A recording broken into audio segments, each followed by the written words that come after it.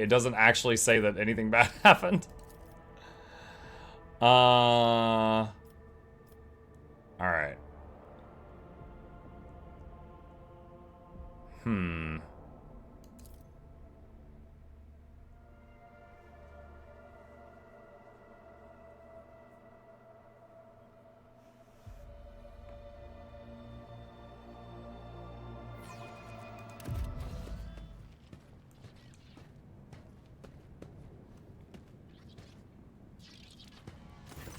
Greetings, your lordship. You've come to collect him, haven't you? Overseer Anthar, I mean. You look a little disturbed. Is Solomon causing trouble? Most certainly not. He is an arbitrator through and through, albeit a discharged one. It's just the jailer's rebreather emits a shuddering wheeze. He is so diligent in his work that us common people can't keep up. Yes, I did come for Solomon. Where is he? Emperor be praised. I mean, he is not far from here, carrying out routine cell inspections. You should have no trouble finding him. State plainly what your problem is. Your lordship, Vibo 6 is a grim and dismal place, but how shall I put this? Master Anthar has made it unbearable. He has introduced new policies. Each shift now begins with a penitential scourging, followed by an inspection. Even the slightest offense merits 10 lashes, a thorough search, and yet more punishment. And I'm talking about the jailers here. Do you spend your days breaking your back under the sun's wolf's scorching gaze? Do you sweat and bleed as he licks at your skin with his flaming tongue? The Space Marine's glare seems to have pinned the puny man where he stands. No? Then tell me, what part of your duty do you deem unbearable? Ulfar lets out a heavy sigh. Humans grow weak. Is it their blood thinning? I wonder. Why is Solomon dictating procedures? Are you not in charge here?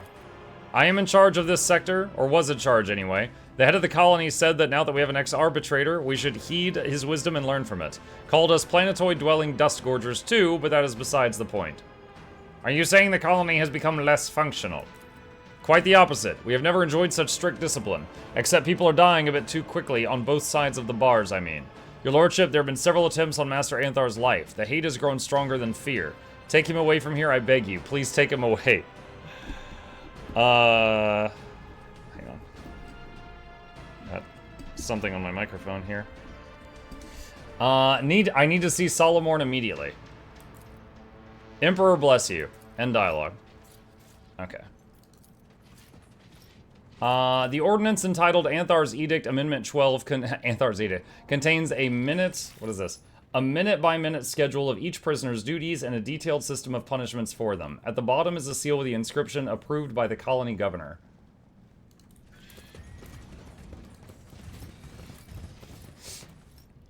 Chat, if you give me just a minute, I'm gonna blow my nose. I'll be right back.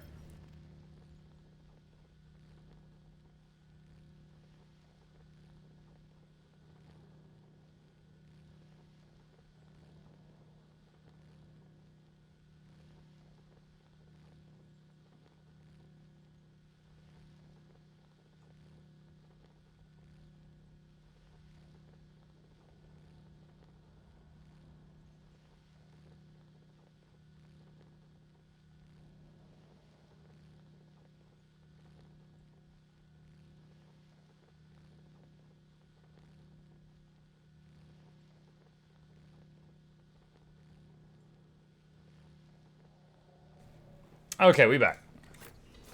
Alright. One step at a time amidst the madness. How much more of this can we take? The newcomer bastard killed Konag. What?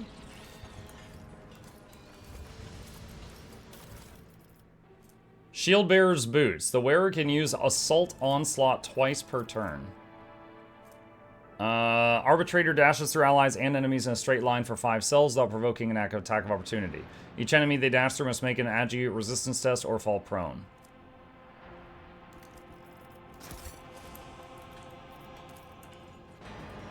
There is something wriggling in the prisoner's rags, a rat greedily gnawing the flesh off a still living man. Its emaciated victim only twitches a finger convulsively. Prisoner dies. Eyes on the floor, scum. I said on the floor. Prisoner dies. Dude, is he just killing all of them? The ordinance entitled Anthar's Edict Amendment 12 contains minute-by-minute schedule of each prisoner's duties. Jay, try to open that box. One and it's done. Tactica Imperialis excerpt. Dealt by the wearer with pistols is increased by 7% if their lore Imperium is 150 or greater. Patience? My nerves are frayed.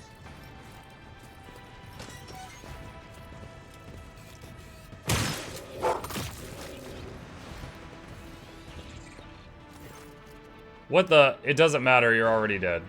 Salamorn turns sharply toward you. He is not wearing a rebreather, and fresh bandages peek out from under his uniform. The former proctor roars, consumed with rage. Who opened your cells? Who did it? Speak, or your deaths will be... It seems Salamorn is a breath away from lunging for you next, but recognition glimmers in those deranged eyes as his voice goes quiet, as if all his strength has fled him. Glato?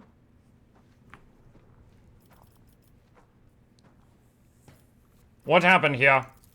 A pathetic attempt on my life, the second one today. One of the jailers left the cells unlocked so the prisoners could do their dirty work. No matter, I will find the culprits and execute each and every one of them. Why are you not wearing a rebreather? The air here is noxious. I am too used to arbitrator helmets. They do not cover the lower part of the face. As for my well-being, frankly, I couldn't care less. I was told you had been discharged. How did that happen? I failed the mission. Failed everyone. Salamorn clenches his teeth. There were too many enemies. The situation was against us. No, I am not making excuses. It was not my first mission to go awry, but I didn't have Glaito with me. I was sloppy, unfocused. I ordered the retreat too late.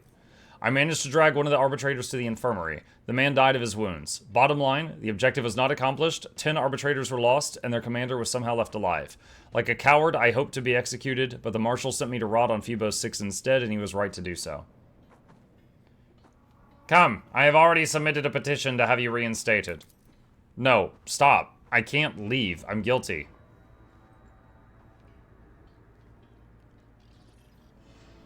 Guilty? What are you talking about? I have judged myself and handed down the sentence, not because of the demotion, though it was the last straw. I cannot do it anymore. I cannot look at the lying governors, the scoundrels who succumbed to corruption, but above all else, I cannot bear to look at myself, an arbitrator who is coming apart at the seams, who turns into a wreck without his dog, who, he releases a ragged sigh, who no longer believes that the Lex Imperialis prevails anywhere at all. And what about Glaito? I don't have the right to keep him anymore. He reaches his metal fingers toward the Cybermassive's head, but stops just short of touching it. Deliver him to the Marshal. He'll find Glaito a new master. Salamorn slowly raises his hand. His face is twisted in torment. Perhaps his injuries are causing him pain, or perhaps it is the words he is trying to force out. Glaito, Protocol Mortem 80. Guard the target. Salamorn points a trembling finger at you. The Cybermastiff does not react. The scarlet lights of his visor stare at Salamorn, and not a muscle beneath the dark coat quivers in response to the order to leave his master. He's not listening to me. Is this the aftermath of that damned mission on Thesera, or did the tech priest have to reset him to basic protocols? Throne, what difference does it make? My dog! I can't even give him one last order. Why now, Glaito?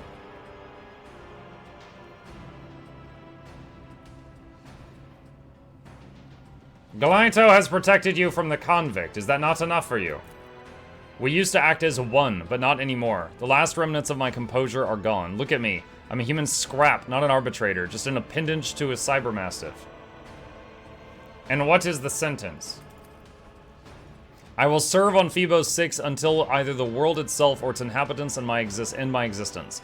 Until that day, I will mold the prison into a paragon of imperial order. Cabela gives Salamorn a look of sympathy, then pulls out one of her hidden blades and places it in his hand. For the undying one is duty itself. She just gives him a knife.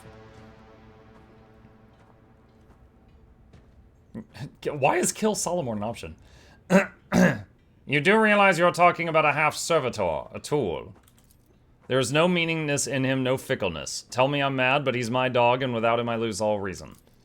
I'll tell you this, you finally look like a person, Soul. Like someone who is capable of feeling something. And if a few of your screws had to come loose for you to get there, well, you're definitely not alone in that. Even so, I am not leaving without you. You will. You can't stand here forever. There's a dogmatic option.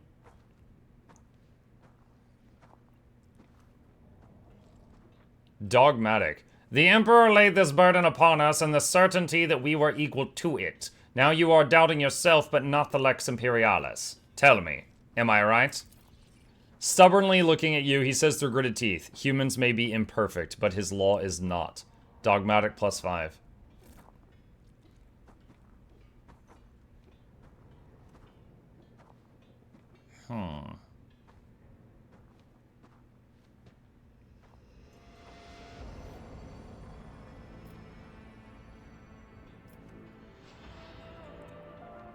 You do not think a mortal can embody the perfection of the law, do you? We can only strive. So strive, then, Solomon. You can do no more than that.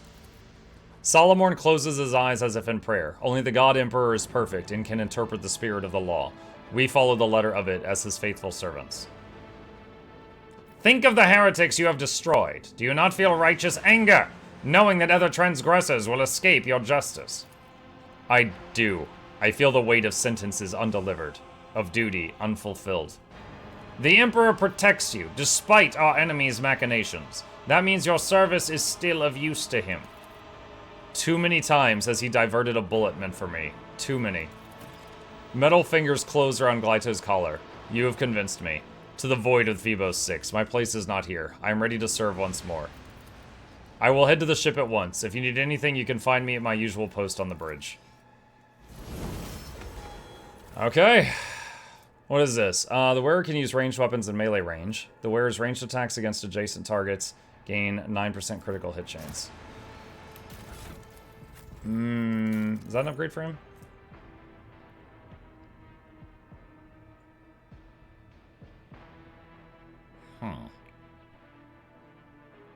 I'd probably keep what he's got.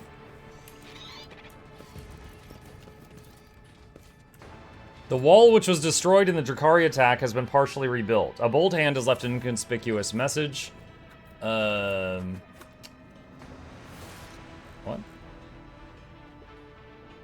It was better under the Xenos.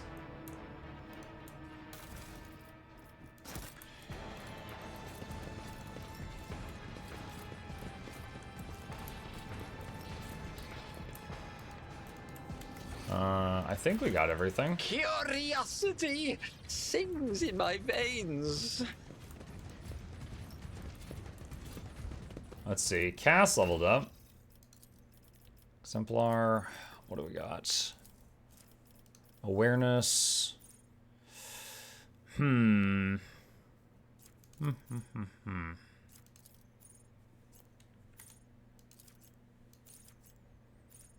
Looking for anything that would be really helpful.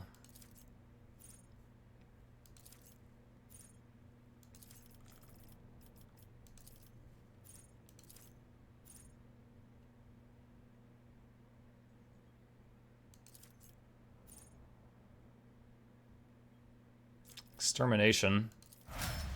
Ramp up ability. Always nice. More damage every time they attack.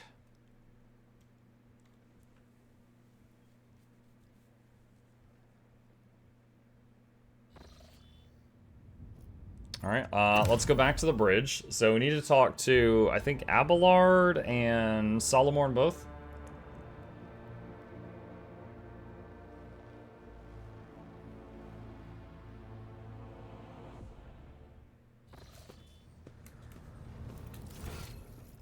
Alright, so Abelard is right around here. Lord Captain! Oh. Allow me to express my gratitude once again Voice for actor. your assistance. If it weren't for your intervention, my entire family could have been executed on false charges. I could have lost them all. I never imagined the Versarians would be so vulnerable while I serve as seneschal to the Lord Captain himself, far from home. To tell you the truth, Lord Captain, this whole situation has got me thinking. As Patriarch of the Versarian family, I have a responsibility to my bloodline.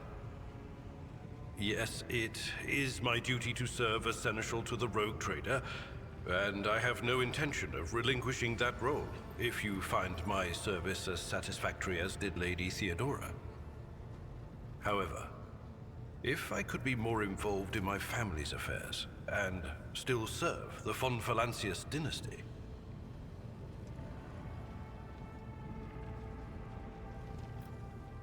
What do you want? Tell me plainly. Under Lady Theodora, I served as steward of the Trade Protectorate on more than one occasion. In that capacity, I was based on Dargonus, rather than traveling with the rogue trader on the flagship. If it would be possible, after the immediate need for my presence is over, I would like to return to that position. To oversee the Trade Protectorate on the capital world, while at the same time presiding over the Versarian family, and using my authority to help elevate it. So, the last time I played this, I don't remember this conversation, but I'm pretty sure that I told him stay because he was a needed member of my party. This time, he's not. So, can see what happens if we tell him do what you want. I understand your desire. Traditions and old ways must change. I will allow you to return to Dargonus after the immediate crisis in the Expanse has passed. Thank you, Lord Captain. Under my watch, the Trade Protectorate will remain safe and prosper in service to you. Well then, Lord Captain, it is time I return to my duties. Is there anything else I can do for you? I must take my leave. Until next time, Seneschal. Lord Captain. You made me want to play the game just to read voice lines out loud with that nasally voice. Glad I could help. Meh. Take heed, Nemo. Our blessed Domin honors us with a visit. The one who delivered this ark from the curse of your existence. The malformed skull in Cabela's hands has been polished to a pale sheen. Its empty eye sockets pose a question that can only be answered in death.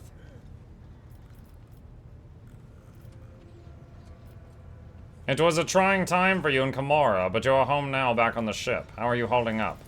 I am ashamed of what I said, of how I acted, of my hesitation.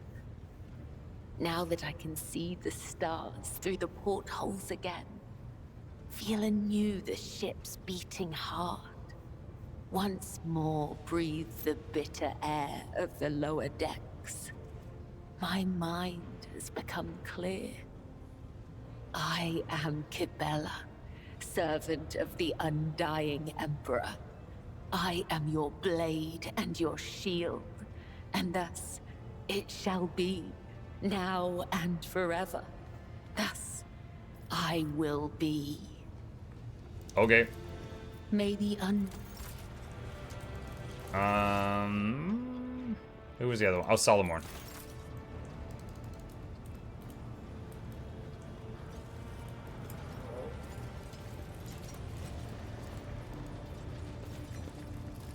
Can't click on him, his dog is in the way. There we go.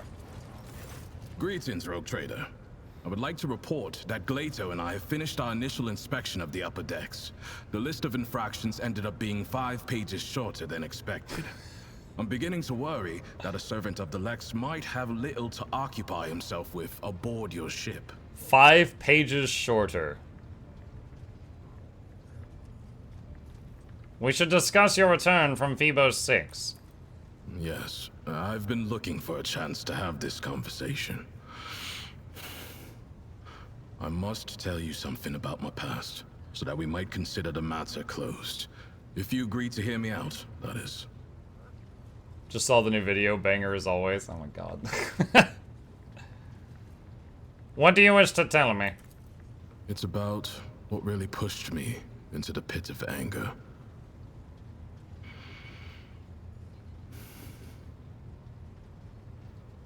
Back in Calixis, before I was promoted to Proctor, I served in the same squad with another arbitrator, Emerson. He wasn't just a comrade. We entered the Schola Progenium together. We went through training together. We were assigned to the same hive world. He was like a brother to me, and I killed him. Why'd you do that? We ran into an ambush during a raid, all because Emerson sold us out to a crime syndicate. I was badly wounded in the fight, lying on the floor, barely alive. The rest Medicus, of the thank squad you. had gone to scout the area. Appreciate and you. Emerson stayed to guard me. He didn't notice that I was awake. He was talking over the Vox. He kept demanding bigger payment, and when he started giving our coordinates, I shot him in the back of the head. I figured that we weren't making it out of there alive, so I logged my final report, attached my Vox to Glato's collar, and told him to return to the headquarters. Then, I passed out again, and when I came to, I had already been captured. The heretics tortured me for days, but I held on until the exaction squad arrived. Why did the heretics capture you instead of killing you on the spot? I was right by their contact's corpse. They had to know how I found them out and what else I knew about them. They tried to beat the answers out of me, tried long and hard. I kept my mouth shut because I knew that the second I started talking, they would dispose of me. How did you survive your captivity? I could throw pretty words at you about how I went through the Injunctor call to know my mind, or prayed to the Emperor, but I did pray, and I was well trained to tolerate pain, but every arbitrator has their limit. When I was almost broken, what helped me through was hatred. I kept recalling that bastard's face, and smothered any base thoughts I had about welcoming death again and again. Hours of agony, hours in the whirlpool of pure rage. What happened next? I was put under investigation, but was cleared of the charges and assigned to piety without Glato. The most corrupt hive world in the Drusis marches. 2 years among the vilest dregs of humanity. It was a test, and I passed. I got my promotion, got Glato back. But after Emerson's betrayal, I was never the same. I am sorry you had to do that to your friend. You deserved better. Maybe you're right. Maybe. Solomorn fixes Glato's already perfectly straight collar. Have you recentered yourself? Firmly. It was your words that pulled me out of that darkness, and you have my gratitude. My faith has overpowered my disappointment and hatred. It is true that people are weak and full of vices, but that's not what's important. All that matters is that the letter of his law is perfect, and that it guides me. His word, and nothing else. How is Glato? Do you two act as one again? You need not concern yourself with Glato. I recently finished checking all his protocols. His responses are instantaneous. I cannot pretend I haven't missed his companionship. Did the Marshal contact you about your reinstatement? He did send a message, and the phrasing was unusually heartfelt. Solomon Anthar, you are hereby restored to your rank of Proctor. Never allow even a shadow of dishonor to fall on your uniform again. That's heartfelt? Yes, indeed. How utterly sentimental of the old man. You can say that again. I'm still baffled myself. That's heartfelt. Whether or not Solomon is in any state of bafflement at all, his face remains impenetrable. I have asked all I wanted. Good. It is about time we changed the subject. Am I imagining things, or do you seem relaxed? I doubt such a word could ever be accurately used to describe an arbitrator, but there is some truth to your observation. Since we're not in combat, I permit myself to stand at ease, which is to say, I'm standing by on full alert. He's relaxed by standing by on full alert. Make the hand signal for understood. Solomon responds with an equally curt gesture, signaling his assent. It must feel strange to be without your unit. I've never been a part of a rogue trader's escort before. That said, I adapt to change more quickly than you might think. And as long as Glato is with me, I can handle any transition. About your Cyber Mastiff. You hear that, Glato? The rogue trader himself is asking about you. Is Glato fully servitorized, or is some part of him still a living dog? Generally, cybermastiffs have all aspects of their animal nature removed, but Glato is a special case. His submodel takes a dog's loyalty and instincts as a hunter and guard, and renders them absolute. He is neither a dog nor a servitor. He is something much more. A cybermastiff, a living weapon in service of the law. You cannot shake the feeling that your question has offended Solomorn somehow. There's a certain vehemence in the way he describes Glato's outstanding qualities. Why did you call him Glato? His serial number is GL80. Glato is easier to say in Gothic. Many give their cybermastiffs striking names like Slayer or Thunder. I'm fine with Glato. What can your dog do? He mostly provides combat support. He is trained in both lethal and non-lethal ways of disabling a target, with the ability to analyze a situation and then decide on a course of action. Glato is a good tracker too, and he can spot basic evidence. He also knows over 100 commands. In general, he is more resourceful and diligent than most people I've met. What about his augmetics? Glato, ready! The frame cyber... is mostly metal, with armored plates covering the vital segments. The jaw is reinforced. Crunching a leg off is like tearing a hair out for him. He turns Glato's head to give you a better view of the fangs, as if their terrifying size were not apparent to the naked eye.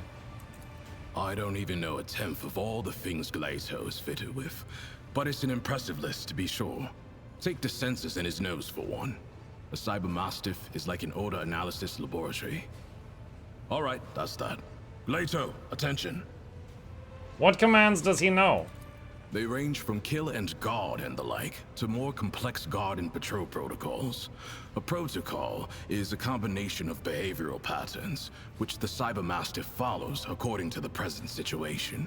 In other words, I don't have to control Glato all the time. He can adjust and react to the circumstances on his own. That'll do. As you wish. He only listens to you then. Correct. Both his training and his augmetics ensure that Glato only accepts orders from me or from my superior officers. Apart from having the obvious benefits, it also serves to prevent disarray on missions involving multiple cybermastiff handlers. Yeah, I'm just imagining one guy with the dog yelling, sit, and the other one going, attack, and then the dogs just look at each other like, I see. Hello, Glato. The cybermastiff pricks up at his ears, examining you with an intelligent look that seems anything but bestial.